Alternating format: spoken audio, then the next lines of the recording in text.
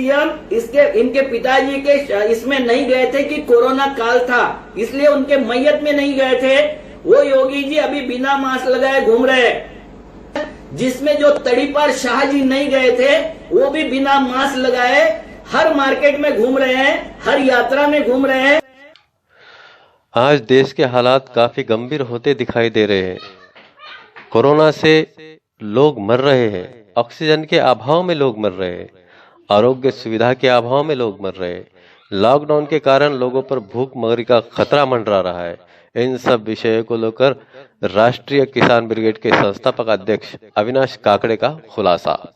आने वाले 24 तक हमारी इकोनॉमी इतनी टूट जाएगी कि हम बांग्लादेश से पीछे हो जाएंगे। मगर इस सरकार ने 4 लाख करोड़ रुपए का पैकेज खाली इंडस्ट्री को दे दिया, और वो इंडस्ट्री को दे के मुझे नहीं समझता है कि स्लो डाउन हुई।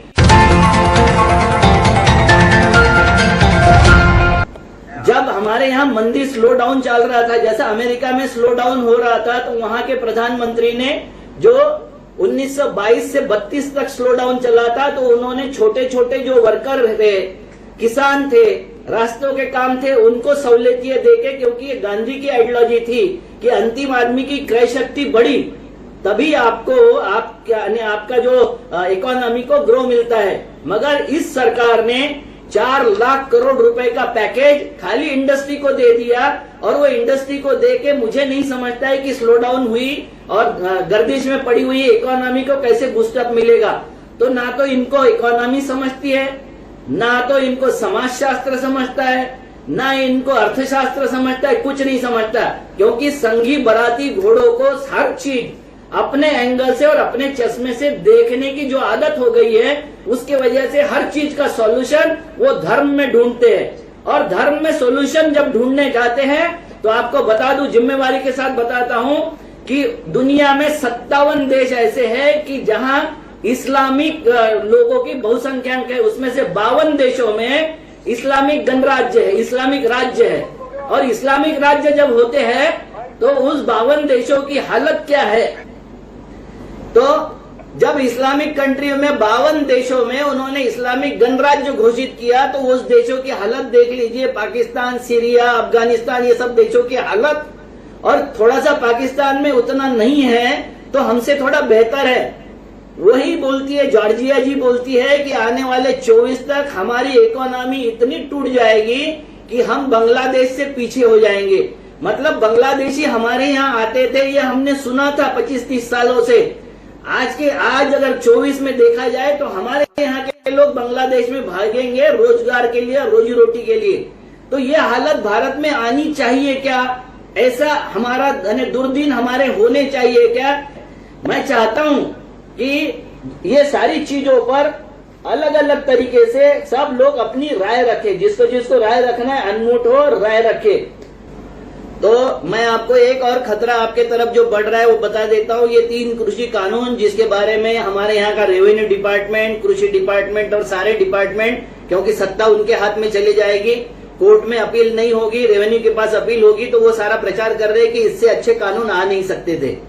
किसानों को ये समझ में नहीं आ रहा है। और अभी जो वहाँ बैठे हुए किसान हैं उनको कोर्ट के माध्यम से अलग अलग थ्रेटनिंग हो रही है। जो कोर्ट अर्नब गोस्वामी के लिए कुछ नहीं बोलता, जो कोर्ट कई मामलों में कुछ नहीं बोलने को तैयार है, जो रात में 8 बजे जेल से अर्नब गोस्वामी को छुड़ाने के लिए जेल मैनुअल भी तोड़ देता है, जिसके आदेश से जेल मैनुअल टूट जाता है, संविधान की सारी धाराएं टूट जाती है, वो कोर्ट अभी किसानों को बोल रहा है कि आप अपना रास्ता खाली कर दीजिए और आप अपने गांव बसा लीजिए।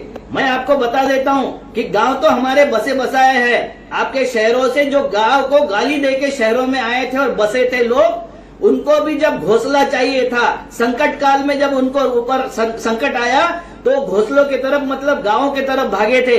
आज भी हमारा गांव यानी हमारा देश गांव में बसता है। गांव में अगर गांव में नहीं बसता तो शहरों के लोग गांव के तरफ नहीं भागते। जो गांव को गाली देकर बाहर निकले थे कि ये कुछ रखा नहीं है गांव में हमारी तरक्की नहीं हो सकती, मगर गांव में शरण मिल सकता है। और ये 3 कानून किसानों के जो है वो गांव को उजाड़े बिना नहीं रहेंगे। मतलब आपका घोंसला भी उजाड़ने का काम सुप्रीम कोर्ट कर रहा है। आज के तारीख में सुप्रीम कोर्ट हो चुनाव आयोग हो और सारी संवैधानिक संस्था, मतलब एजी हो, एजी तक के सारी संवैधानिक संस्था, मीडिया तो आपको मालूम है गोदी मीडिया हो चुका है, चुनाव आयोग, वो जो जिस तरीके से वहां पेंडेमिक है और उसमें जिस तरीके से चुनाव आयोग इलेक्शन के लिए उत्साहित कर रहे हैं, आपको पता होगा कि योगी जी नाम के सीएम इनके पिताजी के इसमें नहीं गए थे कि कोरोना काल था, इसलिए उनके मैयत में नहीं गए थे। वो योगी जी अभी बिना मास्क लगाए घूम रहे। इनके सबसे बड़े जो धार्मिक उत्सव था राम मंदिर का शिलान्यास, जिसमें जो तड़ीपार शाह जी नहीं गए थे, वो भी बिना मास्क लगाए हर मार्केट में घूम रहे हैं, हर यात्रा में घूम रहे हैं। और आपको पता होगा कि छत्तीसगढ़ में जो सैनिक मरवाए, मैं मरवाए इसलिए बोलता हूं कि हर इलेक्शन के वक्त कभी पुलवामा हो जाता है, कभी गलवान घाटी हो जाती है, कभी डोकलाम हो जाता है, तो कभी छत्तीसगढ़ हो जाता है। ये चुनाव में करने वाली ये तथाकथित राष्ट्रवादी सरकार, जो राष्ट्रवाद हिटलर ने सिखाया था, जो राष्ट्रवाद हिटलर की देन थी, वही राष्ट्रवाद के बारे में ये जो सरकार है वो बोलती है। और राष्ट्रवाद का मतलब होता है इनको कि मोदी मतलब राष्ट्र, भाजपा की भक्ति मतलब राष्ट्र भक्ति, और उसका विरोध अगर करोगे तो पाकिस्तान चले जाओ या आपके ऊपर सेडिटेशन की केस होगी, राष्ट्रद्रोह की केस होगी।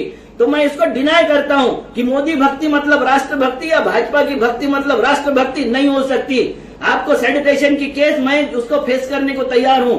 हमारा एक साथी है आरएस पटेल, वो आरएस पटेल ने यहाँ का बनारस का इनका कार्यालय घेरा था, काहे के लिए? किसान बिलों के विरोध में। उनके ऊपर सेडिटेशन की केस, देशद्रोह का मुकदमा डाल के 2 महीने उस बेचारे को परेशान किया, जेल में रखा। तो ये देश में जो चल रहा है उसके विरोध में आवाज उठाने के लिए हमको तैयार होना पड़ेगा। और भाग्य से हमको सोशल मीडिया में कोई रोक नहीं सकता, क्योंकि बाकी सारे मीडिया जिस तरीके से काम कर रहे हैं वो आपको पता है कि इसका किसी का भी, सबका बाप एक है, सबका मालिक एक ही है बैठा हुआ ऊपर, और वो मालिक जैसा करता है, जैसा बोलता है, उसी तरीके से मीडिया नाचता है।